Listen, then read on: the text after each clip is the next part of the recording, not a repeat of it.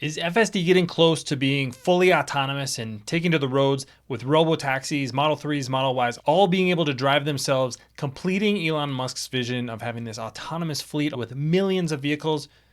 Not quite yet, but Elon Musk actually gave credence to one of the crowdsourced data collection sites called FSD Tracker.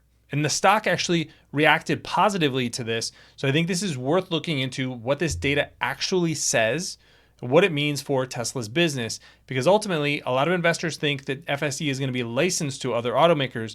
I think we need to question that because it has not shown to be the kind of system that's going to be fully autonomous, level 3, level 4, or level 5. But I'll dig into all these numbers today, back it up with a source that Elon Musk himself is citing. My name is Travis Hoium. Thanks for watching Asymmetric Investing. Please subscribe here on YouTube for all my content. And thanks to this video sponsor, The Motley Fool. If you go to fool.com/ASYM, they'll give you their top 10 stocks to buy right now. Let's start with Musk's tweet. And like I said, this is really what started everything. Elon Musk said, this is what exponential improvement looks like. And this tweet is just an image of highway miles to disengagement on FSD. What this is actually referring to is this site, which is called the FSD Tracker.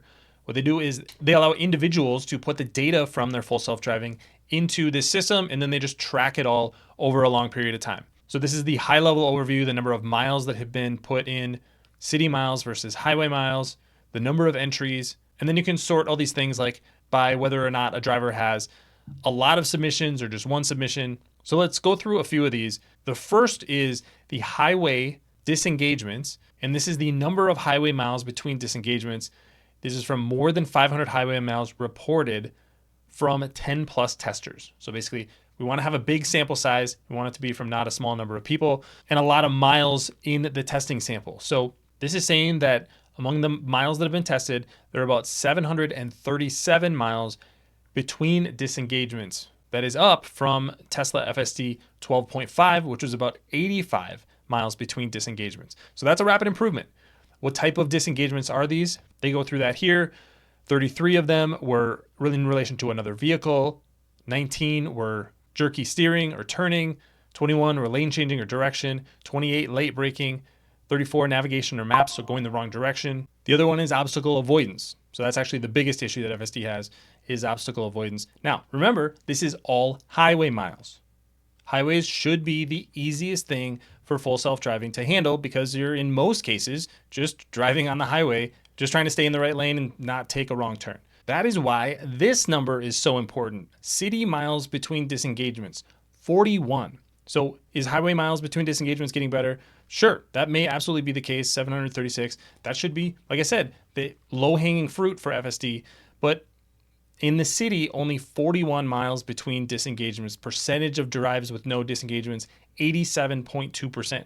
So almost 90% of the time, you wouldn't have to disengage the vehicle. But these numbers need to be orders of magnitude higher. Tesla doesn't need to improve by 10x. It needs to improve by 1,000x, 10,000x. This number, miles between disengagement, needs to be over 1 million if FSD is going to get to full autonomy.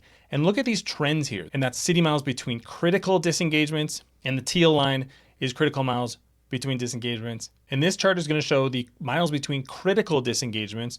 And this is by version again. You can see that things got better with 12.5.1. We're still not back to that level in 13.2. Is this really exponential improvement?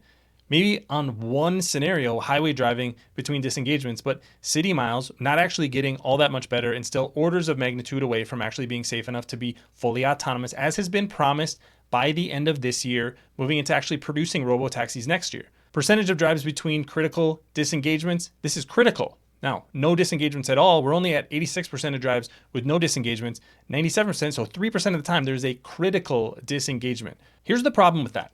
The thesis for a lot of investors is that Tesla is going to be licensing FSD. We know that the hardware for FSD 3 probably not going to be good enough to do full self-driving. 4 may not even be good enough. We haven't seen that it's actually anywhere close to safe enough to get to fully autonomous driving. And other companies are already starting to build out their own strategies. NVIDIA announced some products last week. That's going to make it easier for companies to build their own autonomous driving systems. Toyota, Aurora, and Continental joined the list of partners that NVIDIA has in rolling out their own next generation highly autonomous vehicle fleets. On top of that, you have companies like Volkswagen partnering with Mobileye. Mobileye has their own strategy for level 2, level 3, level 4, and ultimately level 5 autonomous driving. GM is focusing on using their cruise technology in personal vehicles, so that they've shut down that robotaxi service, but they're moving that technology into their own personal vehicles. Ford is doing something similar with their Blue Cruise product. So all of these companies have their own strategy for getting fully autonomous vehicles on the road. You could look at Chinese automaker, BYD, Zeekr partnering with Mobileye. All those companies have their own strategy for FSD. So who is licensing FSD, and who is licensing FSD for a fully autonomous system when there's only 41 miles between disengagements in the city? That is the fundamental question for Tesla. So is the system getting better? It depends on what you look at, but if you cherry pick one number and say this is exponential improvement, that just is simply not consistent with the other numbers that FSD Tracker has been tracking for a few years now. So I think it's clear, is FSD getting better at an exponential rate? The answer, when you look at all the data, is no. Thanks to our friends at The Motley Fool for sponsoring this video. Visit fool.com/ASYM for the top 10 stocks to buy right now. This is important because Tesla has a $1.2 trillion valuation as I'm recording today, and that valuation is not supported by their traditional auto business. They're only making a little bit less than 2 million vehicles. That's a big automaker, but it's not one of the biggest automakers in even the US alone. GM is selling about 3 million vehicles in just the US. VW is selling about 9 million vehicles worldwide. So this is a company that doesn't have scale compared to other automakers when we're talking about autonomous driving. So if they're going to be vertically integrated and they're only going to be developing FSD for Tesla, they're not going to have the same scale that other competitors will have. So that's problem number one. Now, the next thing is that a lot of investors think that Musk is going to be licensing FSD to other automakers. There is simply no evidence that any other automaker is interested in licensing FSD beyond a couple of kind of throwaway comments on conference calls from Tesla. Of course, every automaker should evaluate FSD as an option.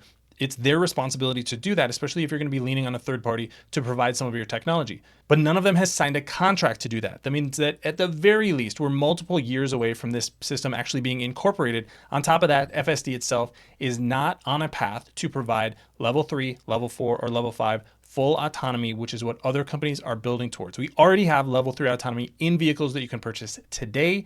That does not exist on a Tesla vehicle with FSD. There's also no evidence that this is actually exponentially improving when you look at all of the data that is being recorded by FSD Tracker, which is a third-party tracking system, which is third-party tracking that Musk now must think is fairly reliable. So you add all this up, and I think investors are just paying for a lot of potential that doesn't actually exist and may never exist.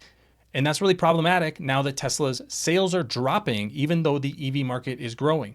Strange fact for 2024, Tesla is now selling more vehicles in China than they are in the US. That's a much more competitive market. It's going to be a much lower margin market long term. And it means that they have fewer vehicles on the road to scale FSD in the US. So hopefully that provides some valuable context with where we are with FSD and where Tesla is positioned in the market. A lot of players here, and it does not appear that Tesla is the leader that a lot of people think they are. But let me know what you think in the comment section below. Thanks for watching, everybody. Don't forget to subscribe to Asymmetric Investing. Thanks for watching, everybody. See you here next time.